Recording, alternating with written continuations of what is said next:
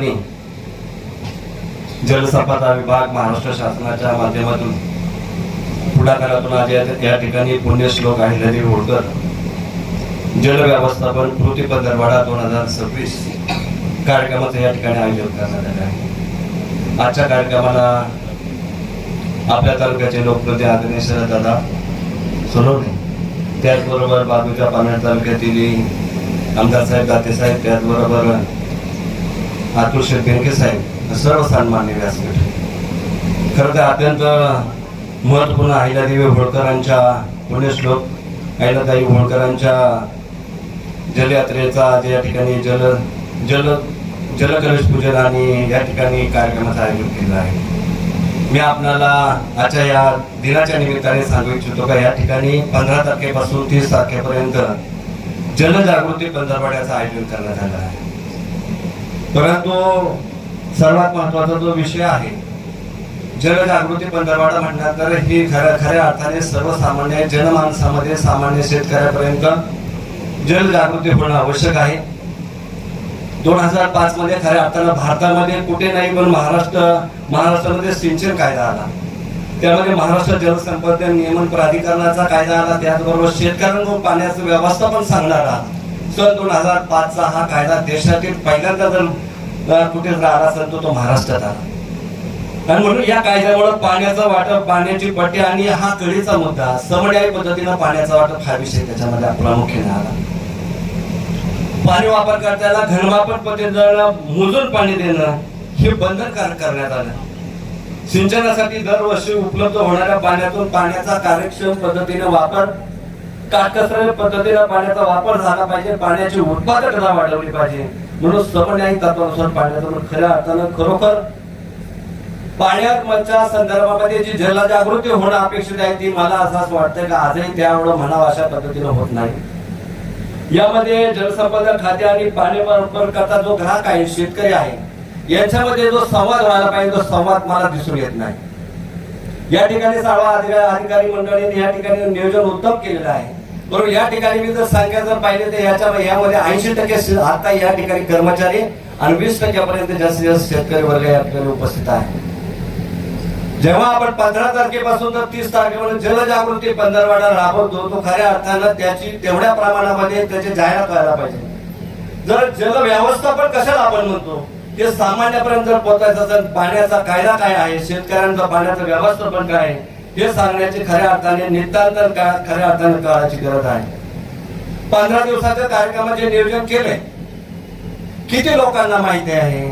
आपत्ती व्यवस्थापनाचा विषय आज या ठिकाणी मांडणार आहे। आपत्ती व्यवस्थापनामध्ये एकतर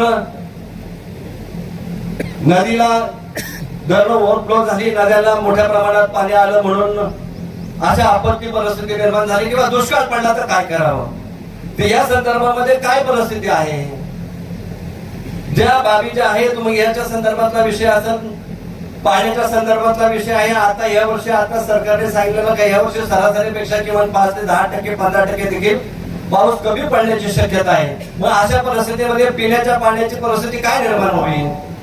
कोकणी प्रकल्पामध्ये एकूण असणाऱ्या पाण्याच्या साठ्याच्या आता सर्वसाधारण 24% पाणी साठा शिल्लक आहे, उपयुक्त पाणी साठा। येणारा कालावधी जर पाहिलं तर आता पिंपळगाव जोगाचं धरण जर पाहिलं तर त्याच्यामध्ये 1100 MCFT पाणी शिल्लक आहे। आमदार साहेब, त्या 1100 MCFT जर पाणी जर म्हटलं तर ते एका हाताच्या चालू अवतरणाला लागेल। पुढे येणारा जो कालावधी पुढले जे 4 महिने आहे त्याच्यानंतरचे येणारे मे असेल, जून असेल, जुलै पर्यंत जे काही 2-3 महिने, तिथून पुढे जर पावसाळा कमी प्रमाणात झाला तर काय नियोजन आहे आपल्या कुकडे प्रकल्पाचं? त्याचं नियोजन, त्याचा आराखडा देखील आपण आपल्या पद्धतीने चांगल्या पद्धतीने मांडला पाहिजे। आणि हे करत असताना आपण अनेक मुद्दे या ठिकाणी जो काय आता या ठिकाणी सांगितलेला आहे का जलसंपदामध्ये जलसंपदा अधिकारी कर्मचाऱ्यांचं प्रशिक्षण असेल किंवा पाणी वापर संस्था सक्षमीकरण, तर पाणी वापर संस्था सक्षमीकरण असताना खऱ्या अर्थानं खरंच शेतकऱ्यांना पाण्याचं व्यवस्थापन होते का? अनेक चारे अशा आहे का चाऱ्यांचं क्षेत्र आपण संपादित केलं पण चारा काढले गेलेले आहेत, कालवा असेल, त्याच्याच बरोबर धरण असेल, चारे असतील, हे जे धरण जे संपादित केलेल्या क्षेत्रावरती लोकांनी अतिक्रमण केले, चारे काढून टाकलेले आहे। आणि म्हणून जे काय आपण जेव्हा म्हणतो काय अतिक्रमण हटव, काय ऍक्शन घेतो, काय कार्यक्रम योजना तुमच्याकडे आहे? आणि जर तुम्ही मी या ठिकाणी विचारलं त्यावेळेस सांगितलं आम्ही नोटिसा दिलाय किती वर्ष तुम्ही नोटिसा देणार आहात आणि हे कधी अतिक्रमण तुम्ही काढणार आहात? नंदोर साहेब, तुम्ही हे अतिक्रमण नोटिसा द्या, 15 दिवसाचा, 1 महिन्याचा, 2 महिन्याचा, 6 महिन्याचा टाइम लिमिट द्या. परंतु एक पत्रकार परिषद घेऊन सांगा का एवढ्या ठिकाणी अतिक्रमण केलं होतं आणि ते अतिक्रमण आम्ही हटवले. अशा पद्धतीने जाहीरपणे तुम्ही त्या पद्धतीने नियोजन आपण केलं पाहिजे. आणि लोकांना जे काय आहे, लोकांना पाण्याचं प्रबोधन झालं पाहिजे. या ठिकाणी गेल्या वर्षी मी पाहिले, ज्यावेळेस एकूण असणारा पिंपळगाव जोग्याचा डेड स्टॉक जो आहे 4.42 आहे, 3.89 आहे, उपयुक्त साठा 4.42 हा डेड स्टॉक आहे. डेड स्टॉक म्हणलं जवळजवळ 3 टीएमसी पाणी आपण दरवर्षी काढतो. कशाच्या आधारावर काढतो? किती लोकांचं जर तुम्ही कारवा सल्लागार समितीचे नियोजनाची बैठक घेतात, मग तुम्हाला त्याच्यामध्ये पाण्याच्या नावाखाली पाणी निघतं कसं काय? या ठिकाणी लोकप्रतिनिधी मंडळी आहेत, त्यांनी देखील विचार केला पाहिजे का ह्या पट्ट्यातला जो काय पिंपळगाव जोग्याचा प्रश्न महत्वाचे आहेत, हा देखील विषय कळीचा मुद्दा आहे. या ठिकाणी मी आवडून सांगितलं का शेतकऱ्यांची संख्या अपूर्ण आहे. लोकांमध्ये अवेअरनेस निर्माण करण्याचं काम खऱ्या अर्थानं तुम्ही मंडळींनी सगळ्यांनी केलं पाहिजे. लोकांना तुम्ही जर कशा पद्धतीने जर आंदोलन ठेवून जर अशा पद्धतीने जर कार्यक्रम जर केलं तर आगामी काळामध्ये जे पाण्याचा कायदा जो आहे सर्वसामान्य तळागाळाप्रमाणे जलदिंडी काढतोय आपण. मी स्वतः गेल्या 15 वर्षामध्ये 2 वेळा जलदिंडी काढली. पिंपळगाव जोग्याच्या असणाऱ्या पिंपळगाव जोग्याच्या कार्यापासून वडजेपर्यंत 24 गावात पाणी काढले. 1000-2000 शेतकरी त्या कार्यक्रमामध्ये उपस्थित होते. अशा पद्धतीने पाणी सिंचन माध्यमातून असणाऱ्या सर्वांच्या पद्धतीने पाण्याचा कायदा काय सांगतो, कशा पद्धतीने पाण्याचं युटिलाइज केला पाहिजे, पाण्याचं व्यवस्थापन कशा पद्धतीने, याच्यावरती देखील आपण चांगल्या पद्धतीने भर दिला पाहिजे. की असणारी अतिक्रमण काढली पाहिजे. त्याचबरोबर जे काही प्रदूषण होत आहे, नदी आहेत, कालवे आहेत, त्याच्यामध्ये जे काही मंडळी उद्योजक असतील, कोणी असतील, ते सांडपाणी टाकतायत. तेच पुढे जाऊन आम्ही पाणी पितो. त्याच्यासाठीची काय उपाययोजना आहे? तहसीलदार साहेब या ठिकाणी आहेत. आपण आपत्ती व्यवस्थापन सांगतो, काय आपत्ती व्यवस्थापन करतो? ज्यांनी या ठिकाणी डायरेक्ट सांडपाणी टाकलेले आंबेगाव तालुका असेल, त्या ठिकाणी अनेक दुधाचे प्लांट आहेत. नाही म्हणलं तर केवळ मध्ये पाणी सोडलेलं आहे. काय त्याच्यावर ऍक्शन किती, कुणाला दंड केले तुम्ही? एकदा जाहीर करा, काय असं ते दंड करा. त्याच्यावरती नियोजन शुद्धीकरणाचे प्रकल्प बसवण्याच्या संदर्भामध्ये आपण त्याचं नियोजन आपण चांगल्या पद्धतीने केलं पाहिजे. अशा पद्धतीने जर आपण जर केलं नाही तर भविष्य काळामध्ये जो पाण्याचा कायदा याची जर माहिती जर सर्वसामान्याला पोहोचवली नाही तर मला असं वाटतं का निश्चितच या ठिकाणी पाण्यावर हक्क अबाधित ठेवायचं. पाण्याचा कायदा असा सांगतो का या ठिकाणी आम्ही लोकप्रतिनिधी आम्ही सांगतो, हे बाबा तिकडं 2 दिवस जाऊ दे, ओढ्याला पाणी जाऊ दे, आपण याला सोडलंच पाहिजे पाणी. मी त्याच्याशी ठाम आहे. परंतु जेव्हा जर शेतकऱ्याचा जर त्या पाण्यावर हक्क अबाधित ठेवायचा तर पाणी अर्ज भरला पाहिजे. ज्या ठिकाणी अपूर्ण कार्य आहे त्या पूर्ण करण्यासाठी आमदार साहेब पुढाकार घेतला पाहिजे. नंतर एक दिवस असं होईल, एकूण असणारं भिजणारं क्षेत्र जे आहे ते वगळलं जाईल. जुन्नर तालुका असेल, पारनेर तालुका असेल, तुम्हाला पाणी मिळणार नाही बघायला.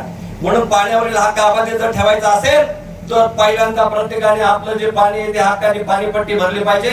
पाण्यावरील हक्क अबाधित ठेवला पाहिजे. आणि ज्या ठिकाणी मोजून पाणी हे तत्व स्वीकारलेले किती दिवस पाणी मग 2021 ला परिपत्रक काढला कृष्णा खोरे विकास महामंडळाने. काय परिपत्रक काढला? असणाऱ्या पाणीपट्टीच्या 10 पट, किती पट? 10% वाढ करतात. मी माझ्याकडे पाणीपत्रक मी या ठिकाणी जबाबदारीला बोलतोय. 10 पट म्हणजे 1000 रुपये, 1100 रुपयाची पाणीपट्टी झाली 11,000 रुपये उपसा सिंचन पाणी.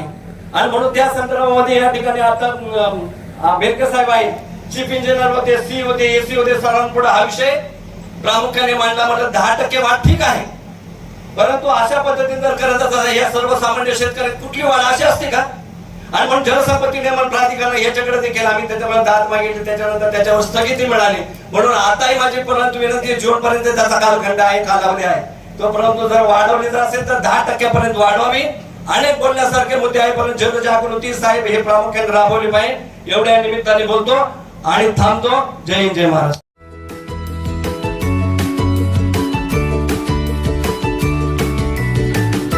बातम्या शेतीच्या, बातम्या मातीच्या, बातम्या अन्यायाच्या, गुन्हेगारीच्या,